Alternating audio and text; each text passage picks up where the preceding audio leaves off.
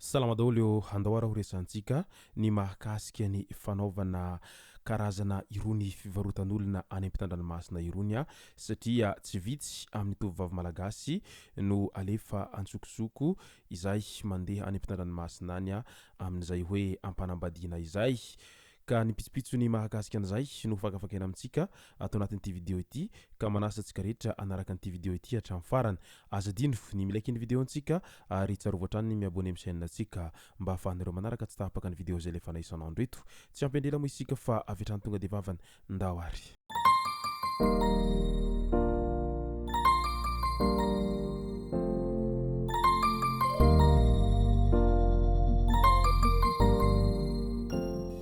Tsy vao androany izy ity fa efa ela no nisiny an'izany hoe fivarotana na ihany koa fandefasana anirony tovovavy malagasy izay manana ny fenitra ilainy ireo olona izay any am-pitandranomasina any alefa manambady ary vidina amin'ny sarany lafo dia lafo ireo ankizivavy malagasy ireo mandritra izay fanambadiana izy ireo any am-pitandranomasina any indrindra fa ny any Chine no tena ahitana taratra an'izany hoe fandehanana manambady izay ho an'ireo vehivavy malagasy izay alefa any an-toerana any. Vantany vao maheno hoe ho any Chine angambany isika amin'ireo vehivavy malagasy izay tsy dia manana asa loatra fa hoe ndeha ho any Chine izay dia tadidio fa tsy ndeha hiasa loatra no alehan'izy ireo any fa ndeha hiditra amin'izay resaka fanambadiana ao anaty contrat izay.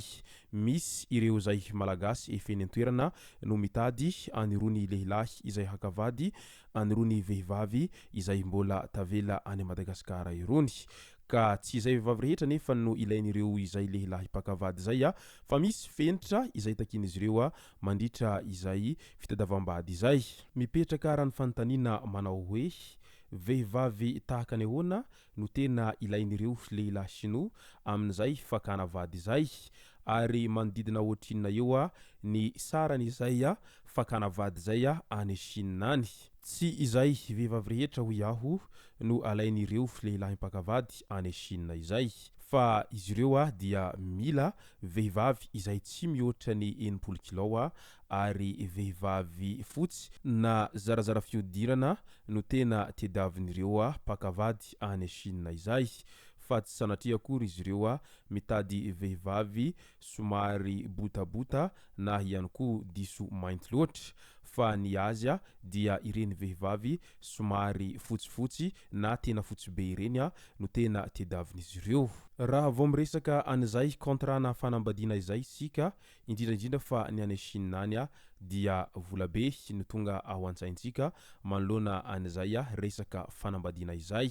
Manodidina ny 520 tapitrisa ariary ny sarany ividianany ireo lehilahy sinoa ny vehivavy malagasy iray izay ho alain'izy ireo vady ary izay vola izay mo dia atolotra anireo lehilahy sinoa any amin'ny agence izay mikarakara anirony zaza irony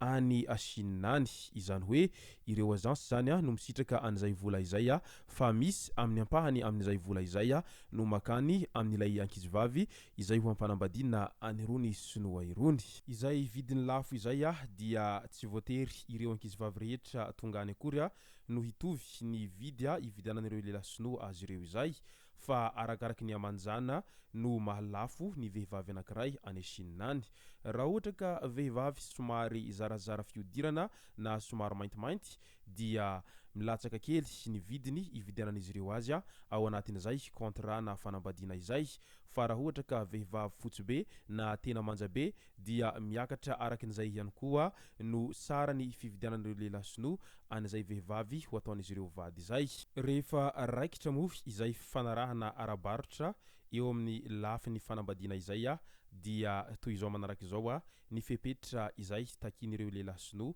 amin'ireo vehivavy izay ho alain'izy ireo vady. Ny voalohany dia tsy maintsy miaritra ao anatin'ny tokantrano ianao mandritra ny 4 taona. Izany hoe atao izay fomba rehetra hampiteraka anao amin'iny lehilahy sinoa iny ao anatin'izay 4 taona izay fa rehefa miteraka am'izay zany ny vehivavy anankiray iny izay vao mahazo fahalalahana na ihany koa mahazo liberté afaka manao zay tiany atao na ihany koa hisaraka amin'iny lehilahy nakavady azy iny ka manomboka eo ireo vehivavy reo ireny hitantsika miditra amin'ny sehatry ny asa sy ny fandraharahana isan-karazany any Chine ireny. Mbola tafiditra ao anatin'ny fenitra takiny izy ireo hatrany ny amin'ny hoe tsy mila vehivavy efa nididy izy ireo satria manahy mafy izy ireo raha toa ka vehivavy efa nididy izay sao dia tsy hananantaranaka satria mantsy izay hanantaranaka izay no tena tanjon'izy ireo amin'ny vehivavy izay ho alain'izy ireo vady ireo. Manoloana an'izay rehetra izay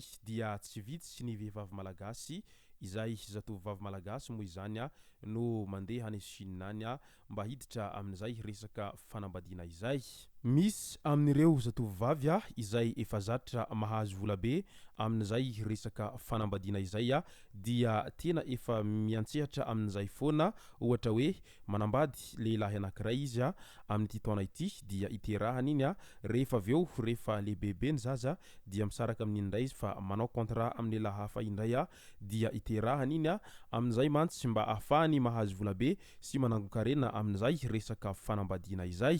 Fa misy ihany koa amin'ireo ankizivavy izay te hisoloky amin'ny fombankolaka amin'ireo lehilahy sinoa izay pakavady azy ireo dia miditra amin'izay sehatry ny contrat-na fanambadiana zay izy ireo rehefa aveo dia mandositra na dia mbola tsy miteraka aza dia lasa manao contrat-na fanambadiana amin'olona any ankahafany indray ka izay indrindra no mahatonga an'ireo ankizivavy malagasy sasasany any Chine any no tsy maintsy hoentiny mpitandro filaminana ary misy miditra amponja mihitsy any Chine any no izay fitapitaka amin'ny resaka fanambadiana tao anatin'ny contrat izay ataon'izy ireo amin'ny lehilahy sinoa izay. Manoloana an'izay fiterahana amina lehilahy sinoa izay dia manitikitika ny saintsika izao ilay fanontaniana manao hoe rehefa misarakara na ihany koa rehefa tapitra ny contrat-na fanambadiana dia atao aiza ilay zaza izay nateraka tamin'iny lehilahy sinoa iny. Mazava ho azy fa ilay zaza no tena ilainy ilay lehilahy sinoa fa rehefa misaraka aminy ianao dia tapaka hatreo zany no fifandraisanao amin'iny zanakanao iny ary mety tsy ho hitanao mihitsy iny zaza iny satria ataony fika rehetra izay hitezana an'iny zaza iny amin'ny fitezana sinoa fa tsy sanatria akory amin'ny fitezana izay nahazatratsika efa hatramin'izay. Mora ve sa sarotra no zavatra miantry ao anatiny izay fanambadiana any sinoa izay? Tahaka ny fanambadiana rehetra io dia tsy maintsy misy ny lafy tsarany ary misy ihany koa ny lafy ratsy ao anatin'izay fanambadiana izay. Mora ve sa sarotra no hialana any Madagasikara mba ho any Chine izay?